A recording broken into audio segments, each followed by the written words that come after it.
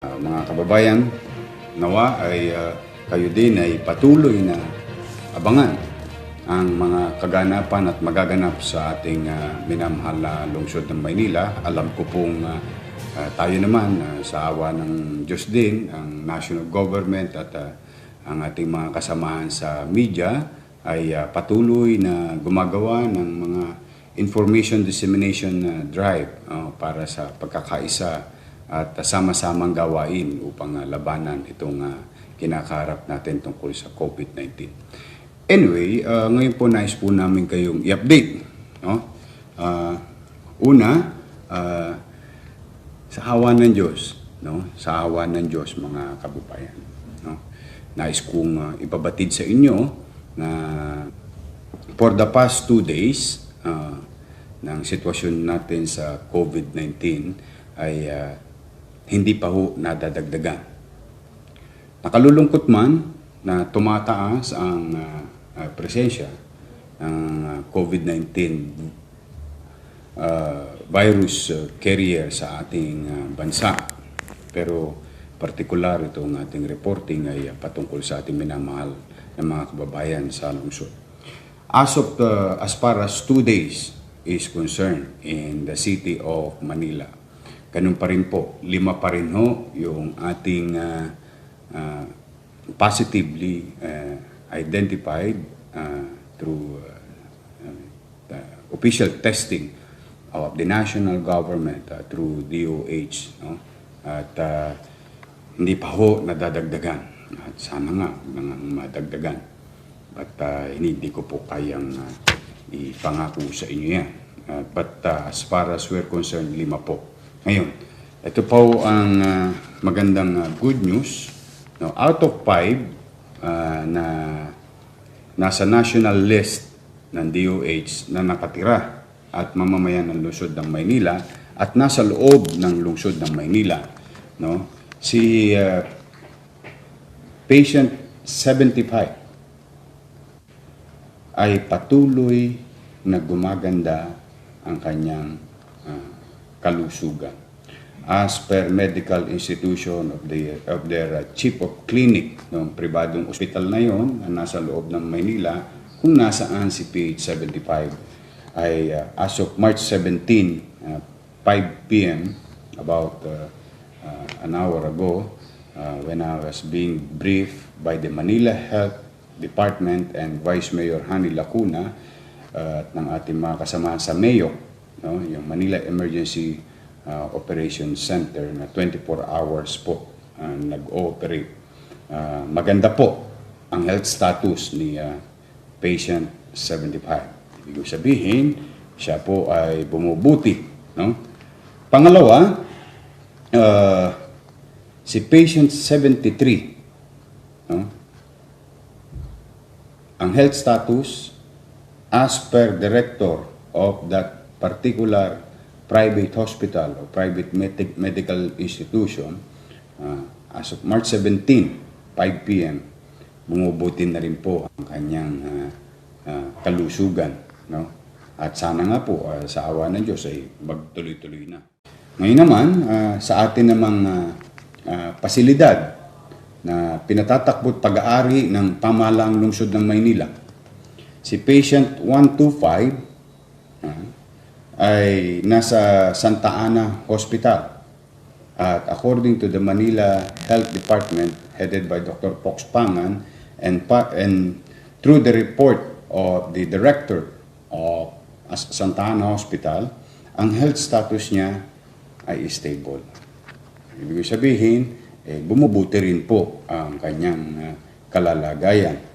Ganon din po si patient 67 na nasa Santa Ana Hospital. Ang health status niya as of March 17, 5 p.m., stable din po. As per report of the director of the hospital and Manila Health Department. So, yung 4 sa 5, dahil hindi naman po napagkaila sa inyo, na yung si dati nating patient 12, about a week ago, siya ay unang naitala sa lungsod ng Maynila ay sumakabilang buhay na ulit Ako po ay 10 ng aking pamilya at mamamayan ng lungsod ng Maynila, nakikiramay kami kay patient 12. No? Pero magkaganon man, so 4 na natitira na mamamayan ng lungsod, 2 na sa pribadong ospital, 2 na sa pampublikong ospital, Santa Ana Hospital. Lahat po sila ay nasa mabuting kalagayan. So, maraming salamat sa ating mga medical staff, doctors, nurse, all health workers, frontliners. Maraming salamat sa inyo at sana mag-iingat din kayo sa inyong kalusugan. But as of now, yan po mga kababayan, no? Ang sitwasyon ng 5 napatunayan na COVID-19 virus carrier. Ngayon, mga kababayan, let me update you about our PUIs. Para naman po sa kaalaman ng ilan, anong ibig sabihin ng PUI, ito po ay mga tao na nasa tangan-tangan ngayon ng ating pamahalang lungsod in our medical institution. PUI is person under investigation. Sa mga kababayan naman natin, kapag kayo ay may nababalitaan na kasapi ng inyong komunidad, huwag ko kayong masyadong kakabahan. Ang mabuti, tayo mag-ingat, no? Yung self-discipline, social distancing, yung mga panawagan ng pamahalaan, yun ang gawin natin. At ang inyo namang pamahalang lungsod ay tinutupad ang kanyang tungkulin. At particular na yung ating mga frontliners, ginagampanan nila yung kanilang trabaho. As of today, we have about 13 PUIs in our institutions. No? Yung 2 na naalala nyo kahapon sa report natin ay mabisa na sila. They were found negative. Kaya nga ang panawagan ko sa ating mga kababayan, wag natin kakabahan, kakamuhian, o kukutsein. Yung mga kapitbahay natin na naging PUIs. In fact, the least thing that we can do is to support them by giving by doing some measures para sa ating komunidad. So far 13 po ang ating PUIs and we are only waiting for the results of their tests. No? Katulad ng naganap doon sa 2 at I'm happy for the family of those two PUIs who turned out to be negative in the test of the COVID-19 presence in their body. So, yan po, no, mga kababayan.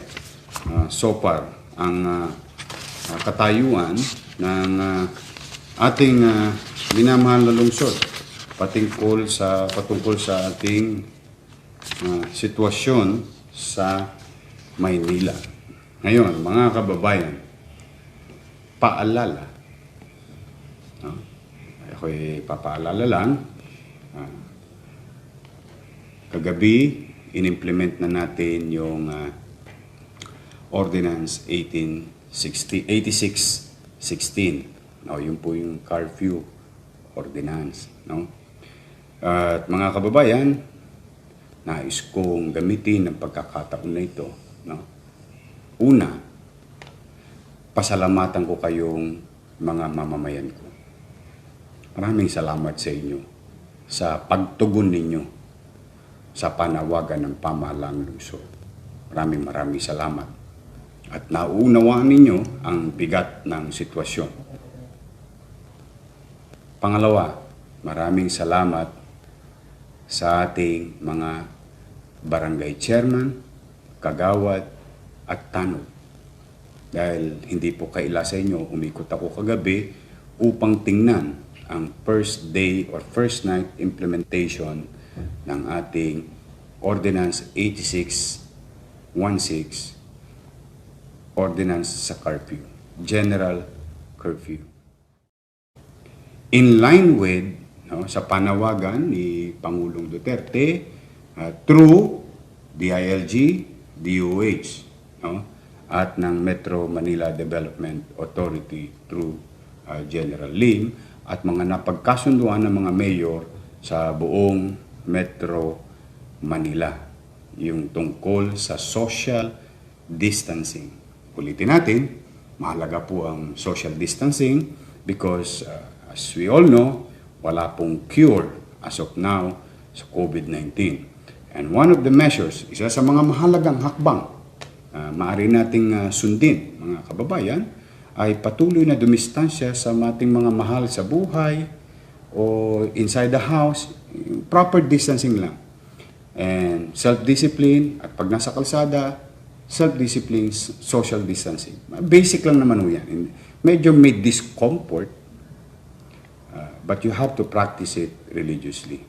So in line with that, we limit people as much as possible during daytime and particularly nighttime. So, yung tambay-tambay, medyo beta muna sa Gedli. No? Pangalawa, mga kababayan, no? Alam ko po minsan gusto natin makidalamhati sa ating mga kapitbahay na nahimlay o madalit salita namatay. Napakagandang kultura, kostumbre nating mga Pilipino na bibisitahin natin ang ating kapitbahay na sumakabilang buhay na. Napakaganda po nun. Ako, Diyos ko. That is one of the uniqueness of being a Filipino and I'm proud of it, being a Filipino. Yung tayo'y makidalamhati. Pero ang bagay na yan, siguro naman, ay mauunawaan din tayo ng ating mga kapitbahay na nalulungkot o sa oras ng kanilang kalugmukan dahil sa sumakabilang buhay ang kanilang isa sa mga mahal sa buhay. Bagamat magkaganon, dahil yun ay isang magandang gawain, maaari natin naman niyang ipagpaliban. Ibig po sabihin, kung talagang gusto natin bumati man lang at iparamdam ang ating pakikiramay sa ating mga kapitbahay, maaari tayong pumunta sa tamang oras, bumati sa pamilya ng mga naulila, at sabihin ang ating pakikiramay. Ngunit sana po, iwasan na natin yung nakagawian din nating bagay. Kagabi, makikita ninyo na sa pag-ikot ko, may isa akong nakitang patay na punong-puno ng tao. Mga kababayan, no? Hindi tayo nakakatulong sa panawagan, plano at layunin ng pamahalaan na labanan nating sama-sama itong COVID-19 virus. Sapagkat tayo mismo ang gumagawa ng mga hakbang tungo sa kapahamakan by doing so. Pag yun ay ginagawa natin. Siguro kung tayo'y nakabati na, halimbawa, alingwana, ako po'y taus-pusong nakikiramay sa inyo. Yun lang pagpunta nyo't pagbati, sabay uwi, ay tingin ko maunawaan na ng ating kapitbahay. No? Limitahan po natin. Hindi yung nakikita natin, nagtotong-its. O nagiinuman pa. O para bang wala tayong pagpapahalaga sa buhay natin? Wag po. Umaasa po kayo, di ho ba? Sa pamahalaan. Umaasa kayo sa pamahalaan. Na tutugunan ng pamahalaan ang kanyang tungkulin. Lalo na sa mga panahon ito. Pero hindi ba po pwedeng kung paminsan-minsan bilang mamamayan, matanong natin sa sarili natin, ano naman kaya ang bahagi ko bilang mamamayan? Sa layunin ng pamahalaan na sugpuin itong kinakarap nating COVID-19 virus. Ayan naman ang layunin mapabuti kayo at maproteksyonan ang inyong kalusugan. So, kailangan mga kababayan, kailangan tumulong tayo. Mahalaga po yun, yung pagtulong natin, yung pakikiisa natin. Okay? So, yung mga burol-burol, iwasan po ninyo. Medyo magdistansya, marami namang pamamaraan ng pakikiramay, no? So, ngayong gabi, ipatutupad gabi-gabi, at lalo na ngayong gabi, may curfew tayo.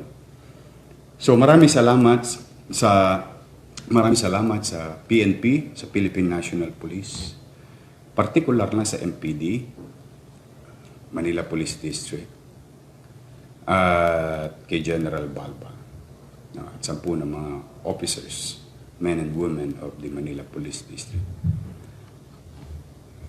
Yung ating mga tanod, kagawad, secretary, treasurer, chairman, at police, para rin po silang doktor at member ng MDRRMO.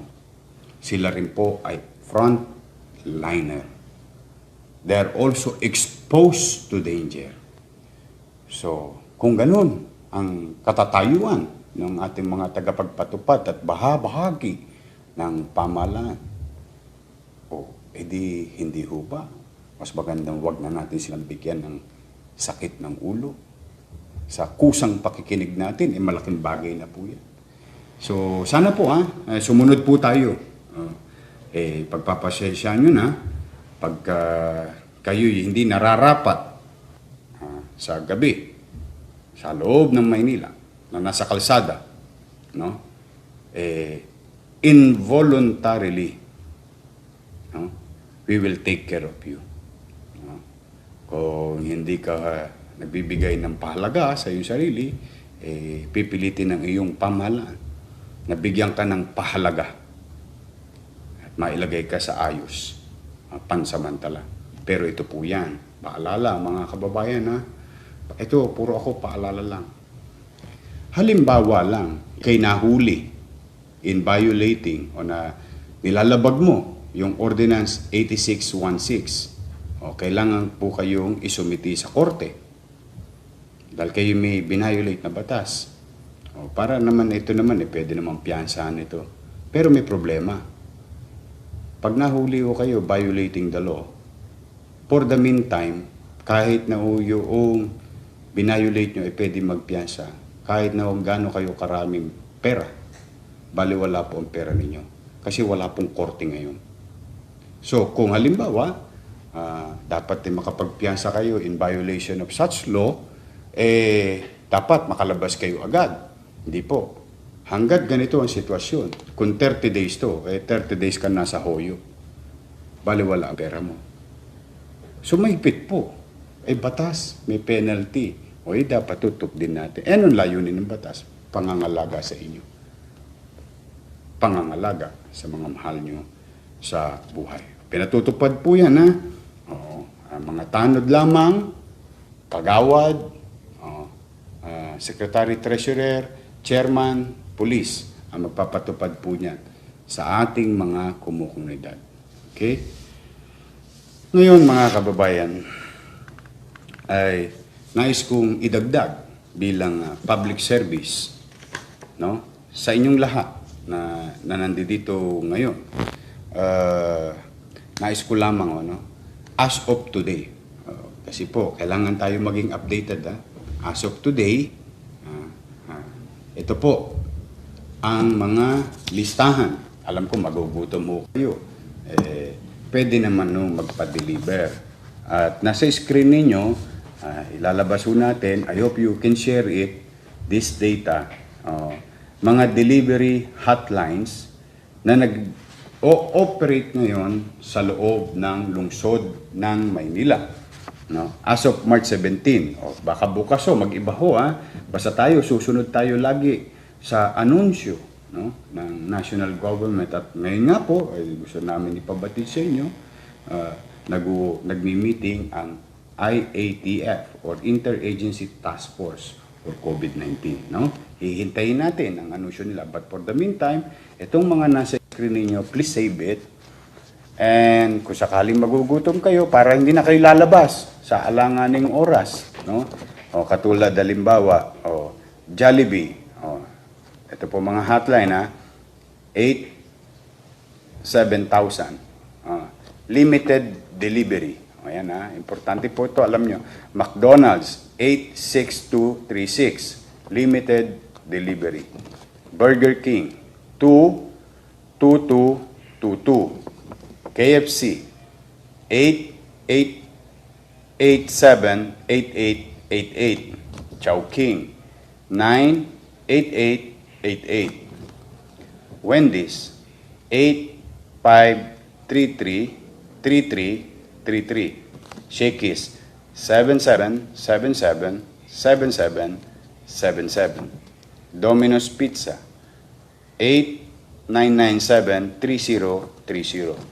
Kenny Rogers, 855-59-000.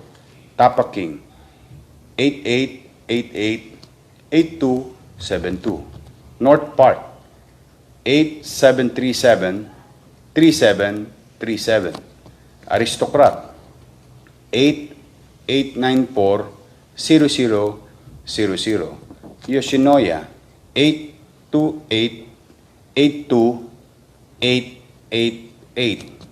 Dunkin' Donuts, 8988-7288. Goldilocks, 8888-1999. Save nyo po yung sa screen at maaari nyo silang matawagan at makapagserbisyo sila sa pangangailangan nyo sa inyong mga pagkain.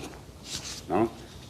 Yan po. Kasi mas magandang pa-deliver na lang. Oh, pero paalala, social distancing. O, pag nag-deliver, hindi ko kailangan nagkakamayan pa kayo. O, hindi naman. Kunin nyo yung bagay nyo at bayaran ninyo. Kung kaya natin bayaran online using mga fintech, meron tayo dyan, di ba? Meron tayo dyan, di ba? Ano yan, di ba, ano yung mga existing? Paymaya, GCash, kaya mga debit card ninyo. Ngayon, mga kababayan, yan na po muna ang ating update. Pero nais ko pong muli manawagan sa inyo, mga kababayan. Alam po ninyo, sa mga nanonood, lalo na nahihirapan sa mga hanap buhay, naunawaan ko po ang kalalagayan ninyo sa usaping kabuhayan.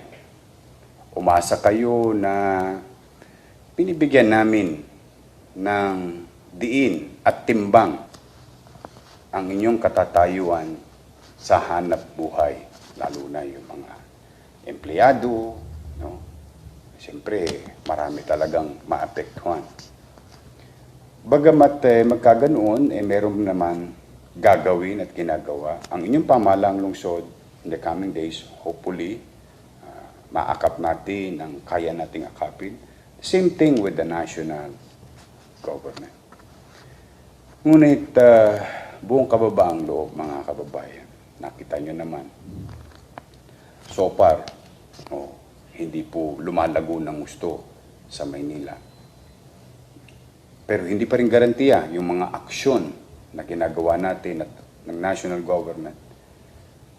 We can fail and fail and fail, but we will not stop until tayo naman makahanap ng solusyon at mapagtagumpayan natin itong mga bagay na ito. Kaya ako'y nakikiusap sa inyo, mga kababayan. Kabuhayan o kalusugan. Tulungan ninyo kami na unahin ang inyong kaligtasan at kalusugan, mga kababayan. Para meron sa kabubuti ng inyong mga mahal sa buhay. Hindi ho ba kaya tayo iniraraos natin ang ating sarili dahil mahal natin ang ating mga anak, mga magulang, o mga miyembro ng ating pamilya? Baliwala lahat yan. Kapag tayo ang naging dahilan na magdala ng sakit sa loob ng bahay natin. Kaya lagi natin tatanong, kabuhayan o kalusugan at kaligtasan? Timbangin ninyo. Now, if you're in doubt at hindi nyo kayang timbangin, stay home. That's the best solution to your question or answer to your question. nananawagan ako sa inyo na kailangan lang nating magsakripisyo ng kaunti, pansamantala. Dahil yung sakripisyo naman na yan, no? Without sacrifices, there is no victory. Kasi ang alam ko naman sa inyong damdamin at puso, gusto natin mapagtagumpayan itong bagay nito. Kaya ang pakiusap ko lang kapag merong konting discomfort o kakaibang nangyayari, iwasan natin yung mga pagtatalo. Diba? Iwasan natin yung mga dahilan. No? Unahin muna natin. Ano ang dapat unahin? Buhay ay mahalaga. Ang kabuhayan, maaring mawala, pansamantala. Maaari rin natin mabawi. Pero ang buhay, pag nawala, hindi na po natin yan maibabalik. Kaya sana po, kung gusto nyong mapagtagumpayan natin ito, ako po ay umaasa sa inyo. Sama-sama natin.